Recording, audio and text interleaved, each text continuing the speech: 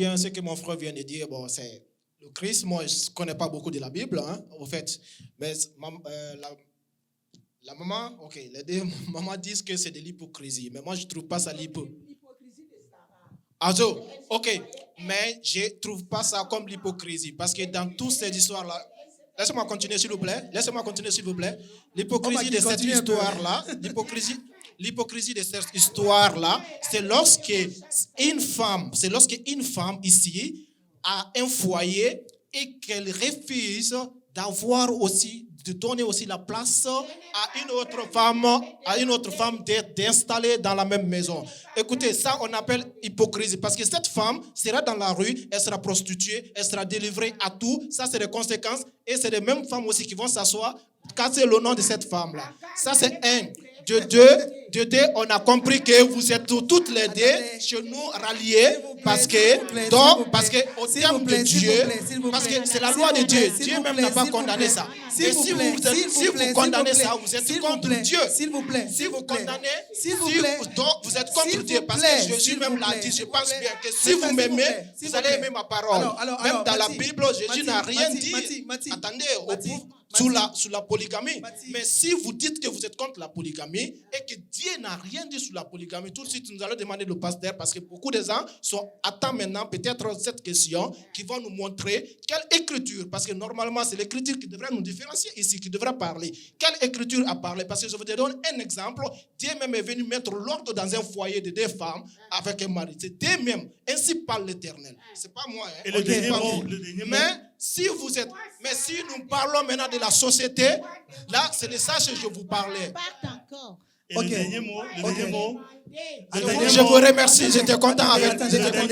Attendez. Calmons-nous un peu. Calmons, les calmes. Nous avons besoin du calme.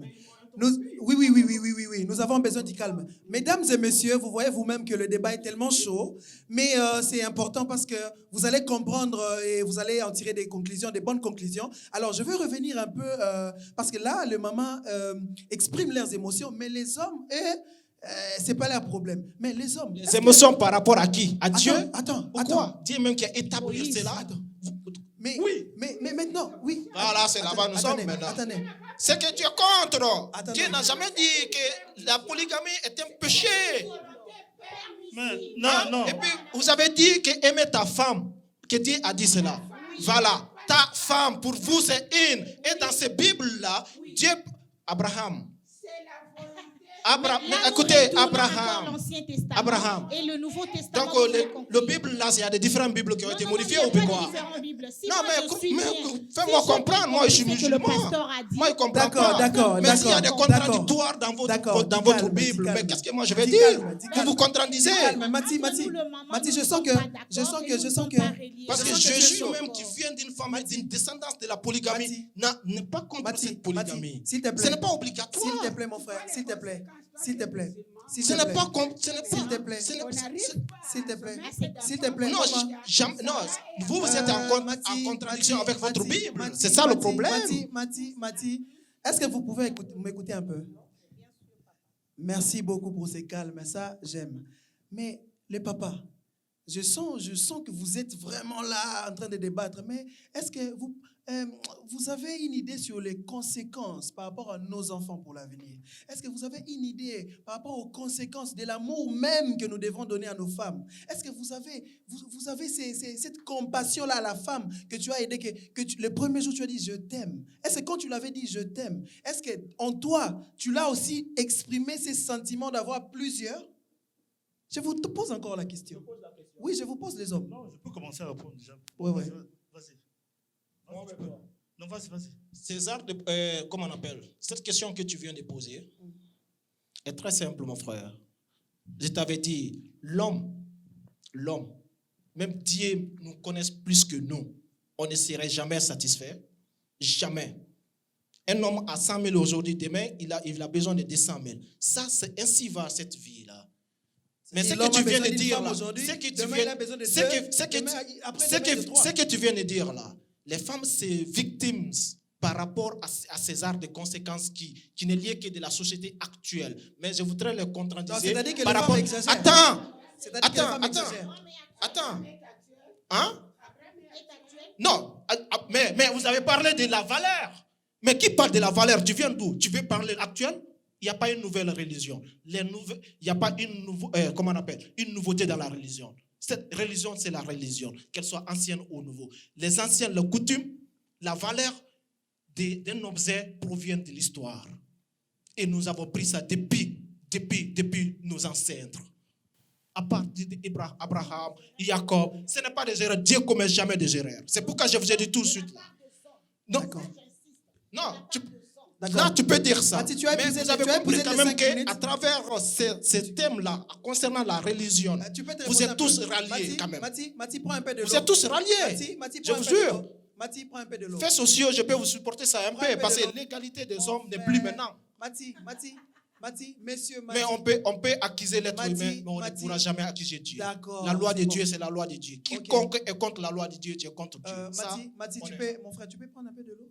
Ok, Un pour peu d'eau. nous, on accepte, mais nous attendons seulement, parce que pour conclure, pour se comprendre, il n'y a pas de souci. Bon, Mais le Maman pasteur Gina? pourrait nous aider Oui. à la fin. Nous avons le pasteur, c'est pas pour aider, rien. Parce que lui n'a pas encore parlé. c'est- Nous c'est- exprimons nos émotions à nous. en D'accord, tant que d'accord, femmes. d'accord. Mesdames et messieurs, c'est pas pour rien que nous avions invité les pasteurs à notre côté. C'est pour éclairer certaines choses qui sont à la base du débat aujourd'hui. Alors, avant de donner la parole au pasteur, je voudrais un peu, parce que Docta n'a pas vraiment exprimé ses sentiments par rapport à ces thèmes. Alors, Docta, je te donne 2 minutes. Si tu pouvais être synthétique et exprimer directement ton sentiment, tu diras. Non, je dirais qu'en réalité, avoir plusieurs femmes, c'est servir la nation. Et pour servir la nation, justement, pour servir la nation, il faut être un homme valeureux. Voilà. Ce sont des hommes valeureux qui servent la nation. Donc, je nous encourage, nous les hommes, à servir la nation. Prenons plusieurs femmes. Et mettons les moyens.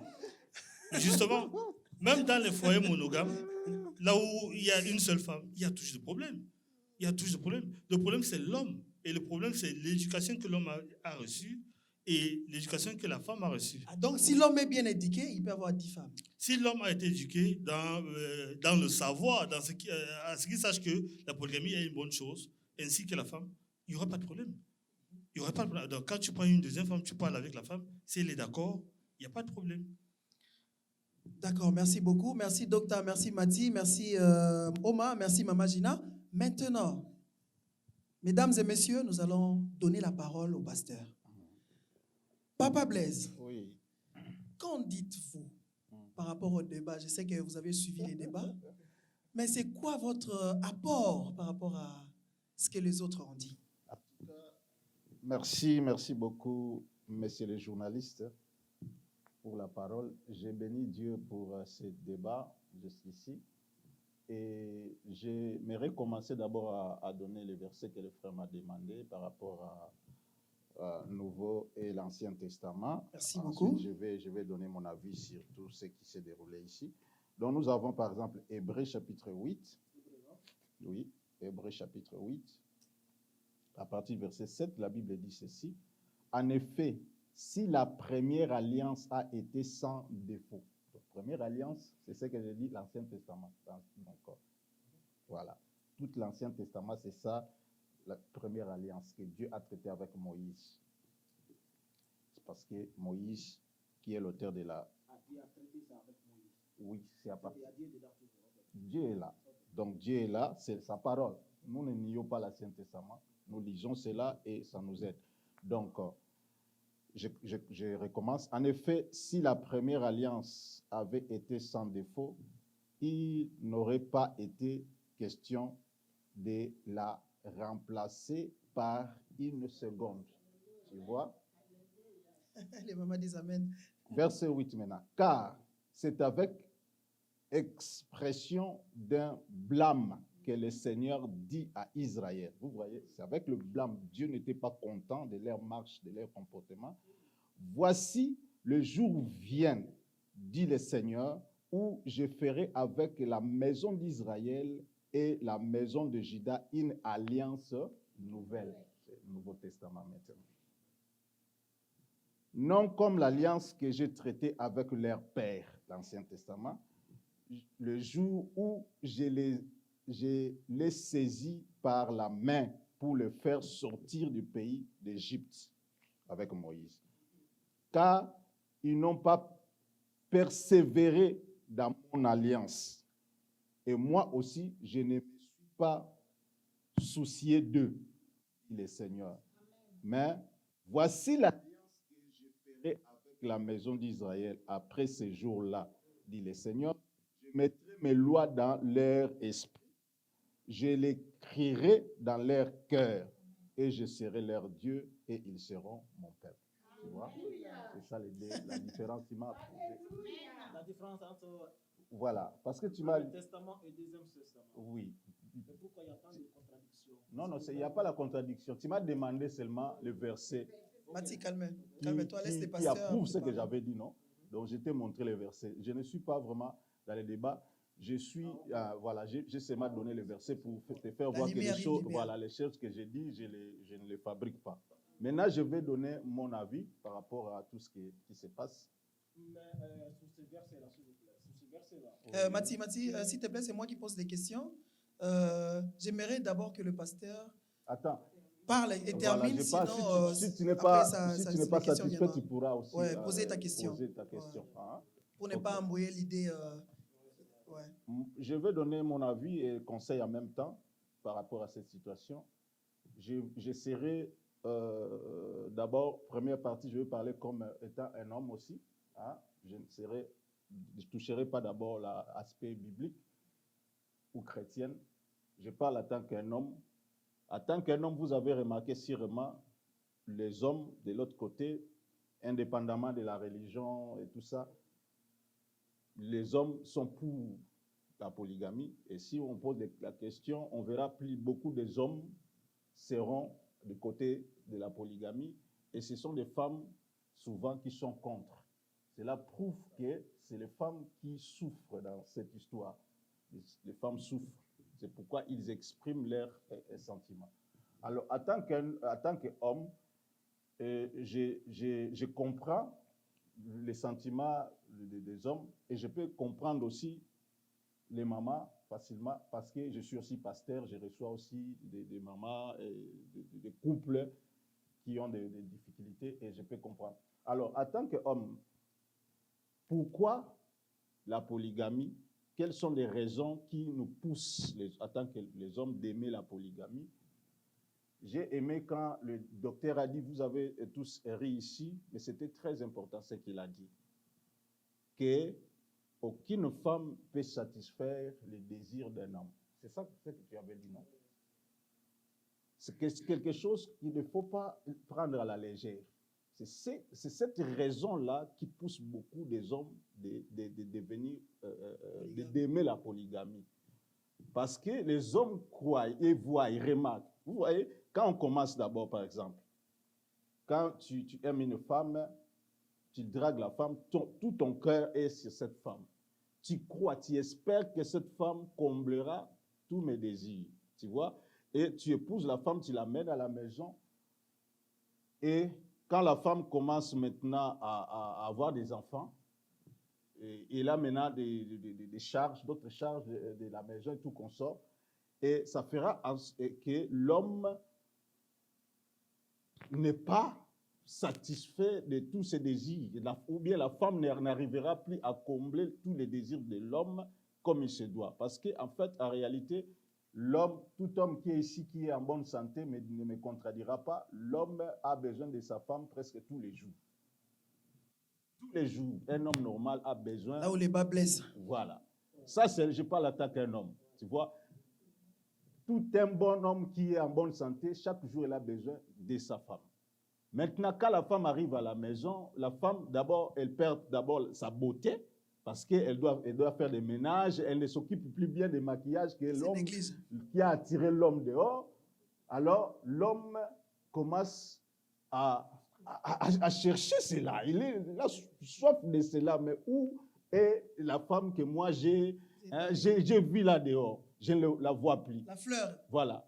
Et quand l'homme essaie de toucher la femme dit, oh, tu vois pas, je suis fatigué, tout qu'on sort. Ah. Je n'en peux plus. Mais moi, je croyais que ça allait, que quand je fais comme ça directement, mais maintenant là, Je n'en peux voilà. plus. Là, nous acceptons. Là, nous acceptons Voilà. notre désir. Ah, les mamans maintenant, les mamans soutiennent les gars, les hommes. Les mamans Là, vont soutenir les j'accepte. papas. Regarde, donc, Non, Donc, il est sincèrement, souriant. donc, elle est j'accepte. tout Donc, il est souriant. souriant. Sincèrement, j'accepte Donc, il est le souriant. conseil de papa. Donc, Et il est c'est aussi souriant. un sujet que nous allons demander à J'arrive, maman. notre journaliste de nous ramener prochainement Nous pour allons encore en débattre débattre. et aider aussi la société. Voilà, j'arrive, maman. Chez vous aussi, j'arrive, je comprends. Alors, remarquez, quand l'homme se retrouve dans cette situation, qu'est-ce qui se passe? Quand il sort dehors, il y a des angebotes, il y a des sollicitations de femmes qui s'exposent, qui disent moi je suis là. Voilà. Voilà. Prends le micro, mon frère. Tu vois? Prends le micro. C'est parce que ça, je suis avec vous. Mais j'ai signalé ces conséquences-là. Voilà. Ces conséquences-là, c'est de la Voilà, tu l'avais aussi dit. de la prostitution. Tu l'avais aussi Parce dit. qu'ils n'ont pas où aller. Tu l'avais aussi On dit. aime ça, les femmes présentes aujourd'hui, les 600%, les hommes seront aujourd'hui 40%, mon ami. Voilà. Donc, c'est ça la raison pour laquelle beaucoup des hommes tombent dans la polygamie. Tu vois? En bref, pour citer. Maintenant, du côté des mamans, je comprends aussi. Qu'est-ce qui se passe? Quand vous faites comme ça, quand nous les hommes, nous sortons comme ça, voilà, pour satisfaire nos besoins, parce que la femme que j'ai, une seule femme n'arrive plus à satisfaire mes besoins. Quand tu fais comme ça, le victime, d'abord, première victime, c'est la première épouse que tu as épousée, parce qu'elle souffre maintenant de cette manque d'affection, hein, parce que l'amour, elle m'a partagé. Tu dois le partager, or, elle en a besoin pour elle seule. Ça, c'est un. Et deuxièmement, mes bien-aimés, soyons sérieux, soyons vraiment sérieux. Même dans la Bible, tous ces versets que vous avez lus, ou que vous avez là, que la polygamie est comment dirais-je, est autorisée dans la parole de Dieu. Si vous les lisez bien, comme les mamans ont essayé de faire, vous verrez que tous ces hommes qui ont vécu de mariage polygame, ils ont, ou bien tous ces mariages-là ont eu des conséquences néfastes. Tous ces mariages polygames. Papa Blaise, est-ce que vous pouvez maintenant, s'il te plaît, attends. Est-ce que Papa Blaise, maintenant vous pouvez regarder la caméra Voilà. et dire tout haut ce que vous venez de dire? J'ai dit ceci dans la parole de Dieu, comme j'avais dit, que dans l'Ancienne Alliance, la polygamie a été autorisée selon la volonté permissive de Dieu. Malgré cette permission-là de Dieu, nous verrons clairement que tous les mariages polygames ont amené ou a eu des conséquences néfastes. Et le grand polygame Salomon, a fini même, sa fin a été même tragique, si vous ne le savez pas. Le grand Salomon, moi quand je lis Salomon, je pleure à deux fois. Parce que j'aime beaucoup Salomon, mais je vous dis que Salomon, à la fin de son histoire, a fini idolâtre. Parce que la Bible précise que ces femmes-là, ils ont tourné son cœur vers leur Dieu. Parce que Salomon a épousé des femmes, des princesses d'autres pays ou qui adoraient d'autres dieux. Donc tu vois la conséquence donc la polygamie a des conséquences néfastes, donc que vous ne pouvez pas aussi ignorer. Bon, j'ai deux questions. Y aurait-il dans le monde des mariages monogamiques qui n'auraient pas de conséquences? C'est la première question. Et Je sais, parce que vous voyez, le thème est tellement... Et la brillant, seconde mais question, c'est fini quand même. nous les chrétiens, sommes-nous venus sur la terre pour chercher à vivre heureux, sans problème?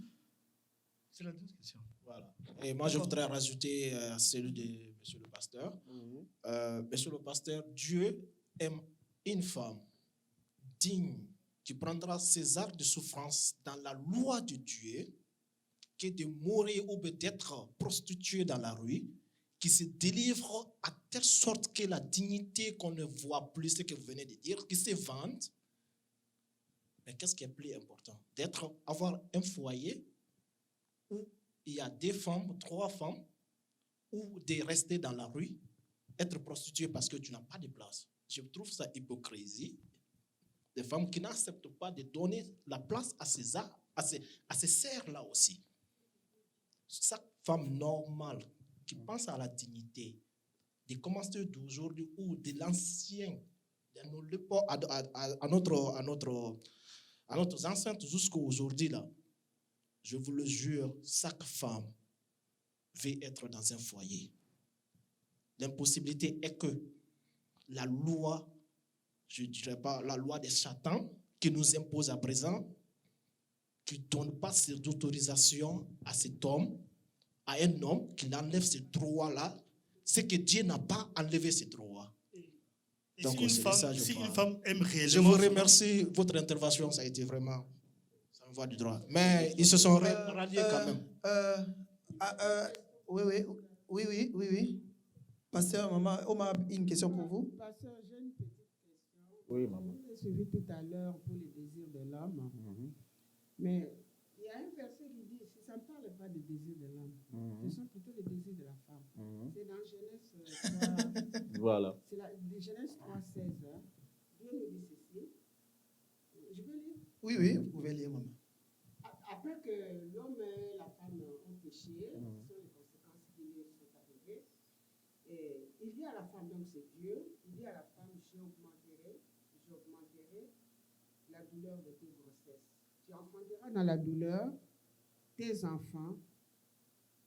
Mais le verset B qui dit ceci, tes désirs, donc moi, femme, mes désirs seront portés vers, donc tes désirs seront portés vers ton mari. Mais lui, il dominera sur toi. Je reviens sur les désirs. Ils sont par les désirs de la femme et non les désirs de l'homme. Mais vous avez expliqué les désirs de l'homme sur les désirs pour le corps. Un point. Parce que l'homme veut toujours aller. Pourtant, il y a beaucoup de choses que l'homme doit prendre soin de sa famille. Il ne le fait pas. Il laisse tout à la femme. S'occuper des enfants, le ménage. Heureusement pour vous, les jeunes qui sont ici en Europe, quand je vous vois avec vos femmes, l'enfant qui a abîmé sa couche là, le monsieur qui part, il prend, il change. Mais moi, personnellement, je prends mon exemple à moi. Je suis restée 39 ans dans mon mariage. J'ai eu 5 enfants. Aucun jour. Bon, il n'est plus de ce monde, parce que tu connais. Ce n'est pas pour dire quoi que ce soit, mais c'était un exemple à moi. Comme dans le passé, on vivait dans le mariage. Aucun jour, j'ai vu mon défunt mari, et l'enfant a abîmé là-bas sa couche, va le changer, ou le faire prendre le bain le soir, ou faire son biberon, ou ça. Je ne l'ai jamais vécu pendant 39 ans. C'était pas facile, hein? Mais comme étant femme, je dis que c'est mon devoir, je le fais avec amour, tout ça, ça ne me disait rien. J'arrive en Europe, je vois les jeunes, et eux, ils sont beaucoup plus maternels que leurs femmes. Hein? Les jeunes, maintenant, vous êtes plus maternels que les mamans qui enfantent aujourd'hui. Ah, va chez ton papa. Mais toi, c'est là. Elle va chez son père. Vous voyez la différence? Hein? Alors, les désirs de l'homme, où sont dans la Bible? C'est le corps physique ou bien l'entretien, aider sa femme. Alors, c'est encore une émotion qui vient d'être exprimée. Oh là là, ça a baissé ma voix, mais bon. Papa Blaise, vous avez écouté Oma. Vous dites quoi par rapport à cette émotion? Je comprends très bien, maman. Les désirs que moi j'ai parlé des désirs corporels ou sexuels, voilà, qui est dans... Voilà. C'est pas ça, parce que le débattre, comme on dit là-bas chez nos pays, je vais dire ça en lingala, les ronali à pondu, cela veut dire aujourd'hui on me prépare du pondu, demain du pondu, après-demain du pondu. Quand je dis comme ça, docteur comprend le pondu, toi tu te comprends, non? Non, lui aime les macabre. Moi je comprends ça très bien. Pendant une semaine, pendant un mois, Et la femme ne fait que te présenter les... Tu vas dire, mais est-ce que toi, au marché là-bas, on ne vend que du pondou? Il n'y a pas les madès sous là-bas, c'est ça vos désirs. C'est ça votre désir, toi, homme, c'est ça ton désir. Parce que tu ne veux pas manger le pondou tous les jours, qui est la femme légitime et une dans la maison.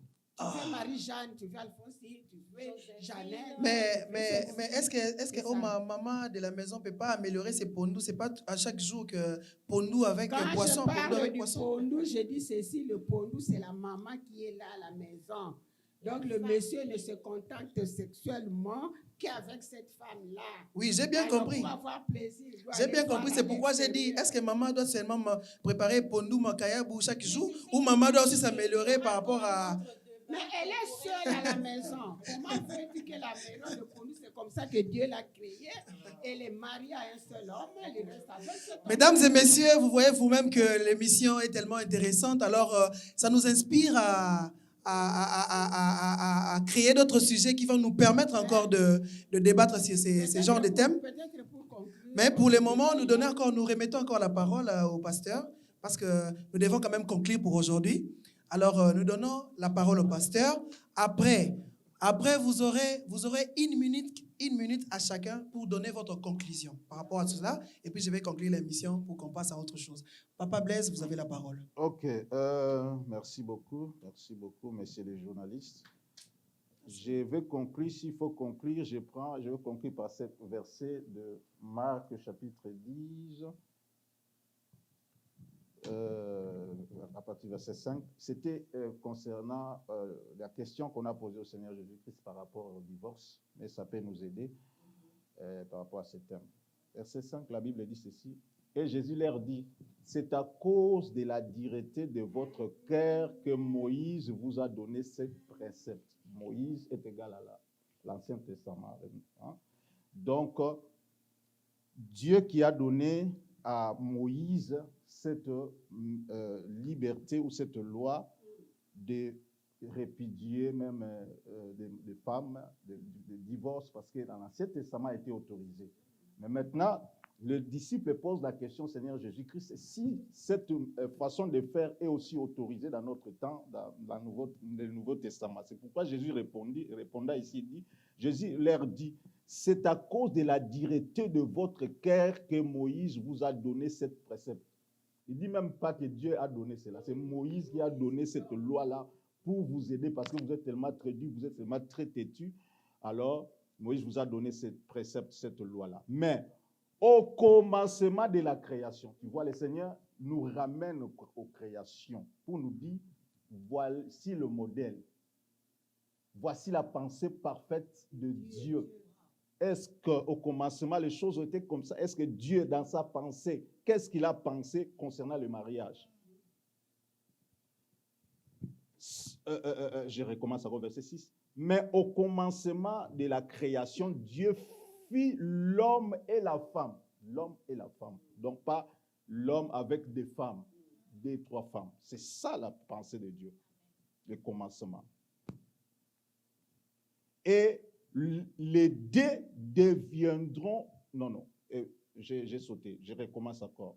Mais au commencement de la création, Dieu fit l'homme et la femme. C'est pourquoi l'homme quittera son père. L'homme quittera son père et sa mère et s'attachera à sa femme, non à ses femmes, à sa femme. Et les deux deviendront une seule chair. Wow, ainsi, ils ne sont plus deux, mais ils sont une seule chair. Ça, c'est la pensée évangélique, la pensée de Dieu, la pensée chrétienne. Donc, un bon chrétien, un vrai chrétien ne peut jamais être pour la polygamie. Je suis désolé, c'est ça. La vraie parole des Écritures. Donc, l'Ancien Testament, Dieu avait permis cela à cause de la dureté de nos cœurs, de nos pères. Là, les mamans sont Mais contentes. quand le Seigneur est venu, Jésus-Christ est venu dans le Nouveau Testament pour mettre tout en ordre. On l'a posé la question ici, il a répondu clairement. C'était à cause de la dureté de votre cœur. Mais maintenant, là, rentrez au commencement et voyez clairement qu'est-ce que Dieu a fait. Est-ce que Dieu avait créé un homme avec plusieurs femmes? Non. Dieu a créé un seul homme avec une seule femme. C'est pourquoi si le mariage doit se faire comme ça. Voilà le modèle, le vrai modèle. L'homme doit quitter ses parents pour aller épouser sa seule épouse et les deux deviendront une seule chair. Il n'y a pas... Alors, si les deux deviennent une seule chair, on prend deuxième femme, troisième femme, combien de chairs vous allez devenir? 500 chairs. Ça sera 3. Donc, voilà, si il faut nous aider, nous conseiller, mes bien-aimés, selon la pensée de Dieu, la polygamie n'est pas une bonne chose. Mais Dieu peut vous le permettre, vous laisser, à cause de votre dignité, de votre cœur, de faire ce que vous voulez. C'est ça. Dieu est comme ça. Voilà, les conséquences, vous allez subir cela et ne dites pas que non, parce que c'est Dieu qui a fait cela. Non, Dieu n'a pas fait cela. C'est toi qui as voulu cela pour satisfaire tes besoins, tes désirs. Voilà, tu dois payer les conséquences toi-même.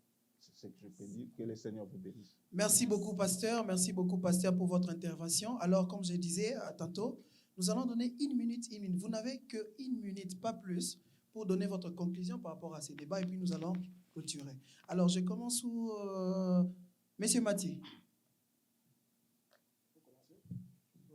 Non, c'est Monsieur Mati qui commence. J'ai choisi Monsieur Mati. Oui, je remercie tout le monde et je remercie aussi mes sœurs et frères qui sont sur ce plateau. Et j'ai entendu aussi comme conclusion l'intervention de monsieur le pasteur, mais qu'il sache que je ne suis pas chrétien, mais j'écoute beaucoup de débats par rapport à ça.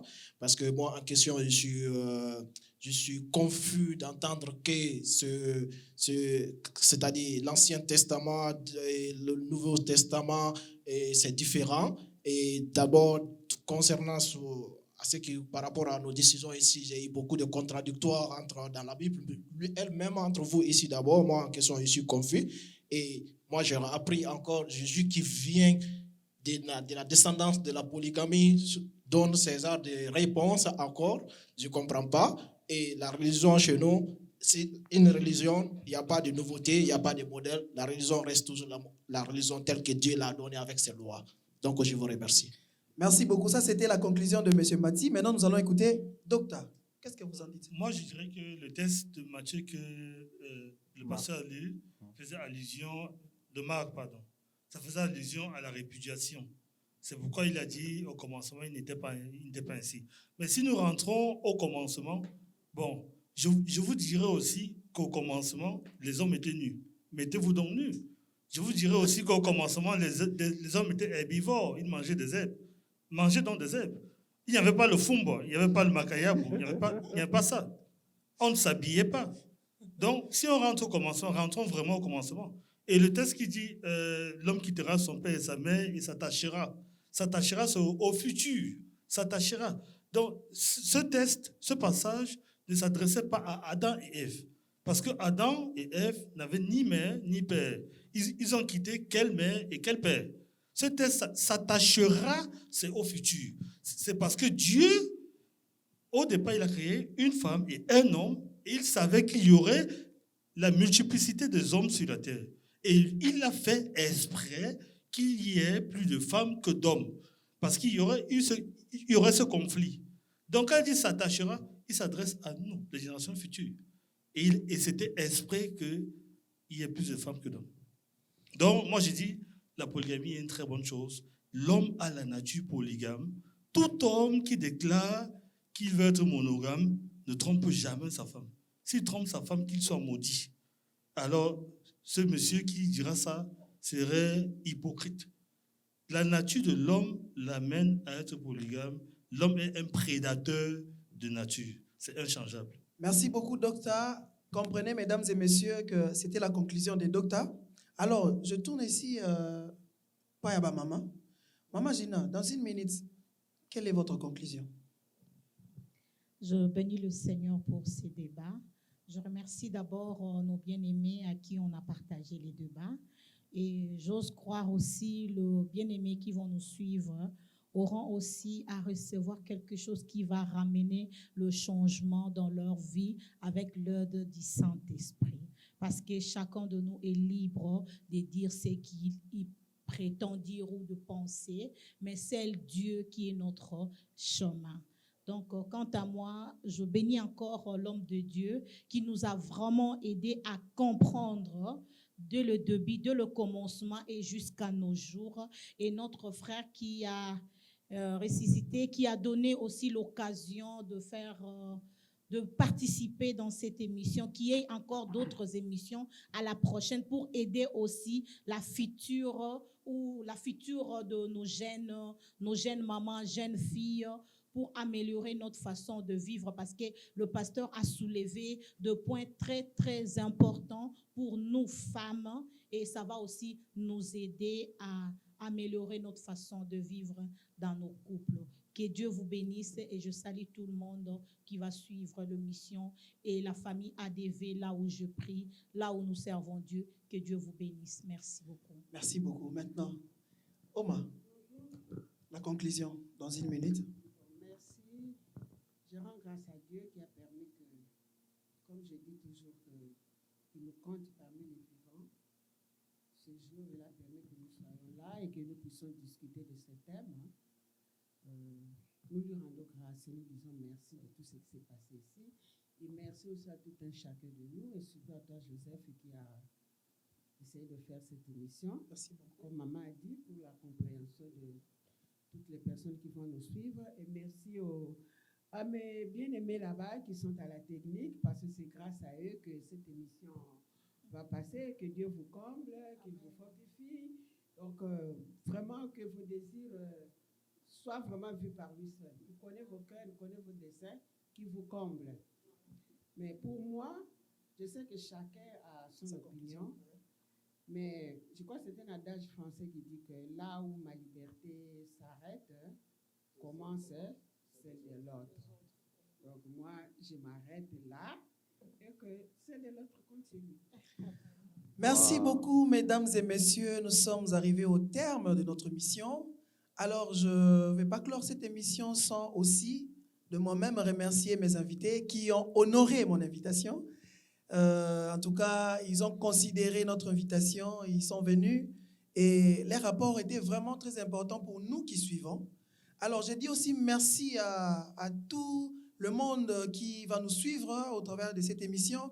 Je remercie à la technique, je remercie Persine Sakala qui est aussi mon collaborateur. Je remercie Monsieur Gaël qui est aussi notre collaborateur. Je remercie mon ami Christian Pengui. Je remercie aussi Aaron qui est au Canada avec ses apports aussi. Alors, je vous dis merci beaucoup, merci. Restez là et restez fidèles à ces émissions. Je pense que tout ira bien et nous allons encore susciter d'autres thèmes qui auront à nous édifier. Merci et bonne soirée ou bonjour, ça dépend de l'heure à laquelle vous êtes. Alors, ceci dit que je ferme mon ordinateur et je vous dis bye bye.